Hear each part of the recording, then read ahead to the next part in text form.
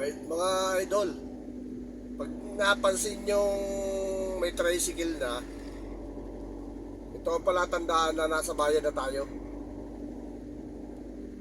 Yan ang sinyales sa kahabaan ng biyahe. Basta nga napansin natin na may tricycle na, yan, ibig sabihin yan nasa bayan, nasa city proper na kayo ng bayan. Ito ay bayan ng Lipa.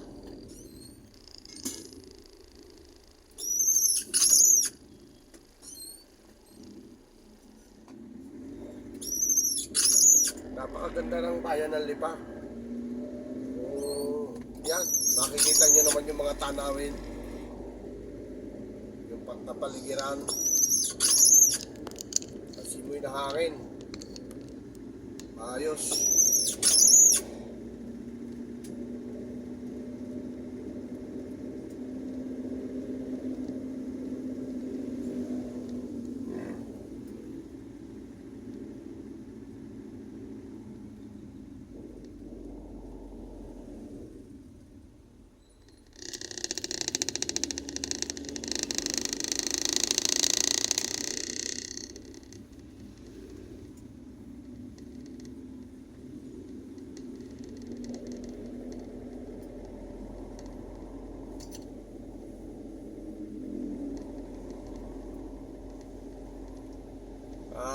Kahiyaman sa mga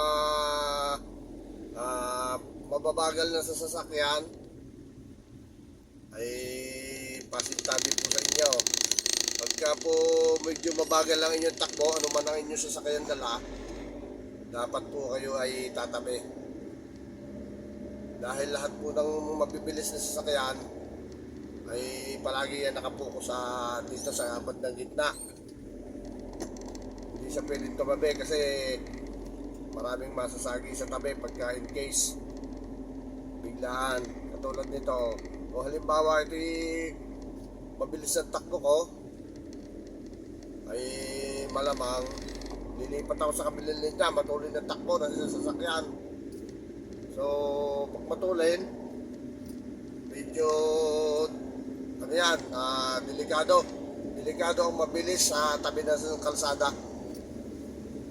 Kailangan yung mabibilis nandito sa linyang ito. Ang mababagal talaga dyan sa bandang kanan.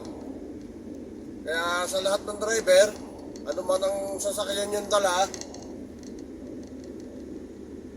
basta kayo bumagal, ay lilipat po dapat kayo sa bandang kanan. Ayan po ay para sa kaligtasan din natin, ninyo. Ang akin naman ay isang malasakit lang naman. Ayan, pag may nagpa-placer na ganyan, nakikita nyo malayo, magbiminor na kayo. Ayan, para safe tayo makararating sa pupuntahan.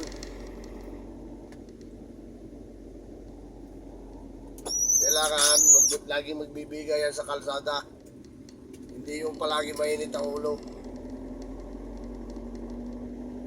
Yung isang problema pag na-meet nyo, lalo dito sa kalsada, ay mahirap lumabas sa isang problema, pero napakadaling pumasok.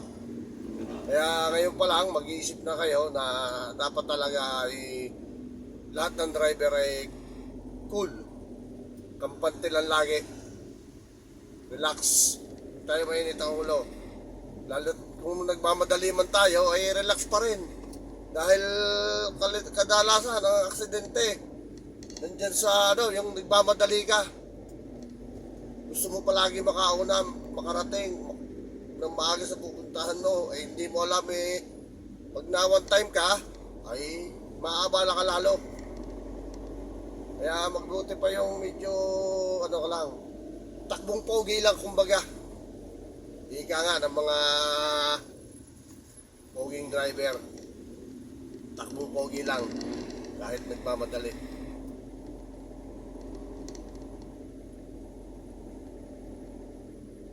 Nandito tayo sa bandang Marawoy ng Lipa. Yan, medyo pagtapat dito, medyo medyo matraffic na. Kasi crossing yan.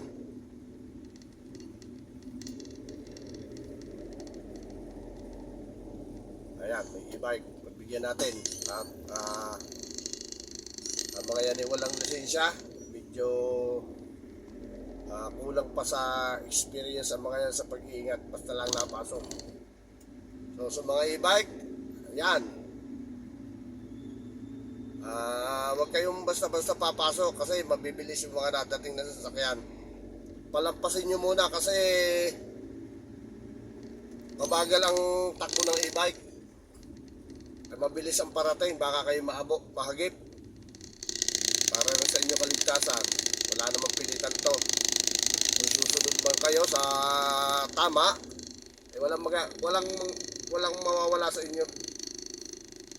Magkakaroon lang kayo ng safety.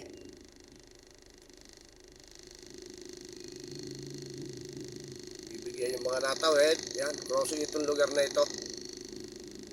Yan. Saka sa mga namamalimos sa kalsada, yan. Huwag kayong magbibigay dyan kasi pag ang mga yan na-aksidente, baka may problema pa kayo. Prosesya ninyo. Kaya huwag kayong masanay magbigay.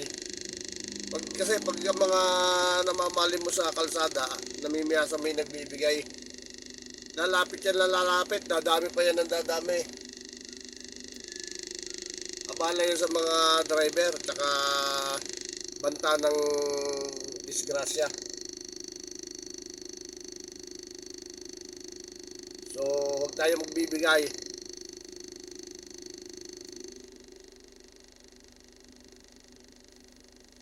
Kung gusto nyo naman talaga magbigay, tumigil kayo sa isang tabi, yung safe na lugar, yun, abutan nyo.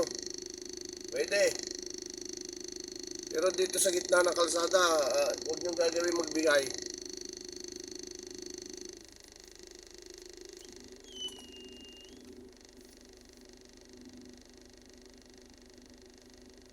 Medyo traffic dito sa bandang crossing ng Marawoy.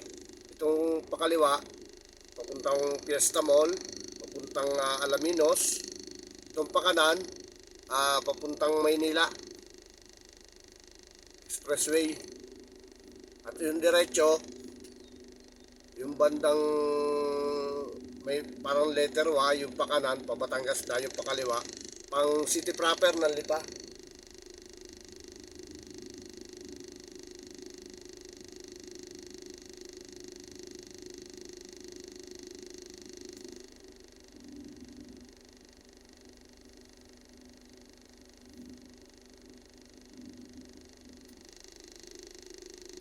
Napakagandang mamasyal mga idol dito sa Lipa dahil ang Lipa ay payapang lugar, isang tahimik na bayan. At dito sa bayan ng Lipa, napakababait ng mga tao dito. Pag dito ay mayroong masungit, hindi yan taga Lipa, dayo yan dito sa Lipa. Dahil dito sa Lipa ay subok talaga ang mga tao dito sa Lipa. Kausapin mo, napakabait, pero kung magsalita, akala mo matapang, hindi. Punto lang nila yan. Akala mo galit sila.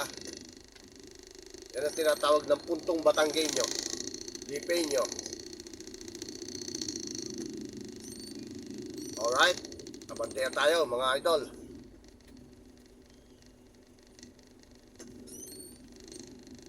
Kaliwa itong isa, papunta ng Alaminos. Tayo naman ay kakanan para makaabante tayo. Gimnaser tayo ng kaunti, pitik-pitik. Ayan, nakapasok tayo. Napusinahan tayo. Inaabot ulit tayo ng stop. Siguro walang power dito, patay ang stoplight.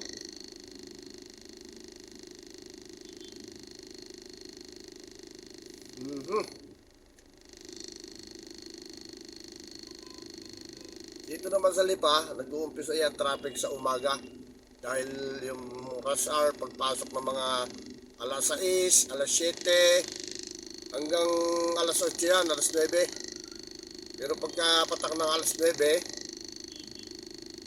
hanggang alas 10, hindi na masyadong matraffic. Alas 11, maluwag na dito katulad ngayon. Pag alas 10 po ngayon, ng umaga, hindi na masyadong matraffic. Pansin naman ninyo sa ating video. Maluwag ang kalsada. Sa bandang unahan naman, yun, nagtigilan dahil yun ang sinasabi kong letter Y. Yung diretsyo na yan, yung pakanan, ayan ay Pabatangas, diretsyo. Palemere, dyan ang daan. At tapos itong pakaliwa ay city proper ng Lipa, papunta. Ayan.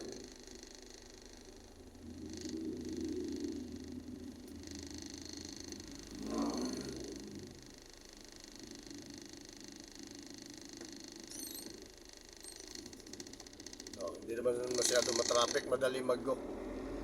Kaya lang sila napatigil dahil may pasukan dito yung City Hall itong parting ito. May kumakaliwa papuntang City Hall. So kaya medyo naantala ang takbo ng mga sasakyan. Pero halos walang traffic pag ganitong oras. Ayun, yun. Yung sinasabi kong diretsyo. Yung pa diretsyong yun, yung pa kanan, ayan ay Pabatangas. Ayan na, makikita na naman ninyo.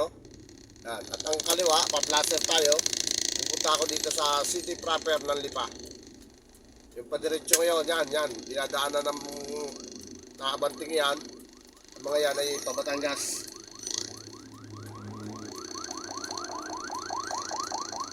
May emergency. Bigyan. Okay. Wala namang enforcer dito. Abante tayo ng kaunti.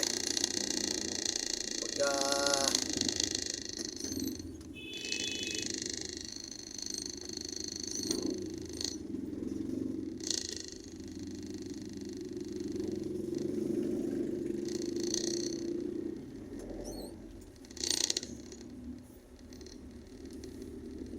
isa pang napupuna ko mga idol dito sa Lipa, pag walang enforcer hindi yan masyadong matraffic.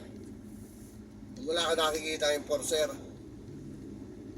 pero pagka nakita mo yung mga traffic enforcer, ako yung nagtataka rin talagang nagkakaroon ng traffic kasi siyempre yung mga yan patitigilin ng kabila.